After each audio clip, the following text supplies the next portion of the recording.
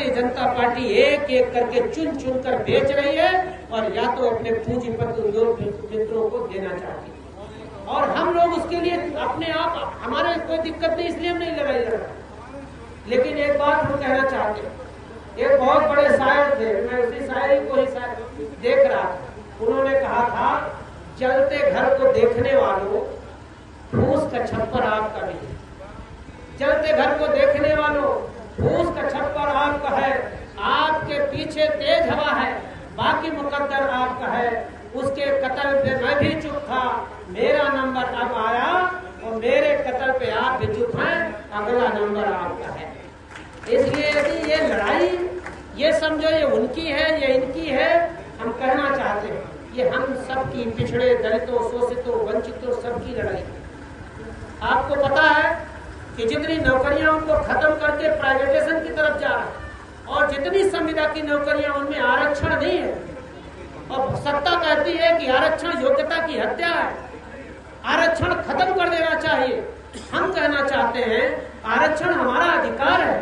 दुनिया का ये उदाहरण है कि जब जब जो पीछे लोग आएंगे उनको आगे लाओगे, तो एक ही रास्ता है, आरक्षण के माध्यम से ही आगे लाया जा सकता है। क्योंकि हमारा अपमान जाति के आधार पे होता है, हमारा अपमान आर्थिक आधार पे नहीं होता है। हमें यदि अपमानित किया जाता है तो जाति के आधार पे अपमानित किया जाता है। यदि अभी आपने देखा होगा इटावा की जो घटना हुई है, यदि अपमानित किया गया कथावाचकों को, तो उनकी जाति देख के अपमानित किया गया, पैसे देख करके नहीं किया गया। और यदि पैसे देख के किया गया होता तो अखिलेश यादव जी के पिताजी मुख्यमंत्री थे, वो खुद मुख्यमंत्री थे, और जब उन्होंने अपना घर छोड़ा तो यही जातिवादी मानसिकता के बीजेपी के लोगों ने उस घर को गंगा जल से धुलवाया, क्योंकि कहते थे नीची जात का आदमी इस मुख्यमंत्री आवास में रहता। तो हमें अपमानित किया जाता है जाति के आधार पे, और आरक्षण करें आर्थिक आधार पे।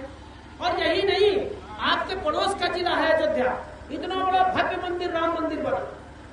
हम लोग मंदिर पे बैठे हैं, हम लोग यहाँ पुजारी, हम लोग किसी धर्म या मंदिर के खिलाफ नहीं है, लेकिन जब राम मंदिर का उद्घाटन हुआ तो इस देश के सर्वोच्च पद पे बैठी महिला, जो आदिवासी समाज से आती है, सबसे बड़ा वेतन उनका है, हर सबसे बड़ी पोस्ट पे है, लेकिन उनको मंदिर के उद्घाटन में नहीं बुलाया गया क्योंकि वो आदिवासी समाज की है, क्योंकि वो नीचे जाति की है। इस बात को समझना पड़ेगा। ये लोग कितना जलते हैं आपसे, भारतीय जनता पार्टी के लोग। और यही नहीं, बहुत उदाहरण, ये आज का मामला नहीं, सदियों का है।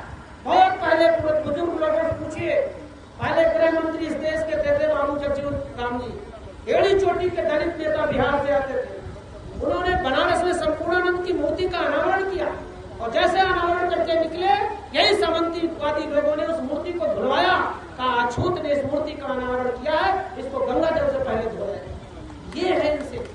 इसलिए मैं आपसे कहना चाहता हूँ, इसलिए आपसे मैं कहना चाहता हूँ कि आप सब लोग जानो, पहचानो, और अपनी ताकत को पहचानो, और समाजवादी पार्टी के नेता अखिलेश यादव को उत्तर प्रदेश का मुख्यमंत्री बनाओ। इसी में हम सबका भला होगा। बहुत बहुत धन्यवाद।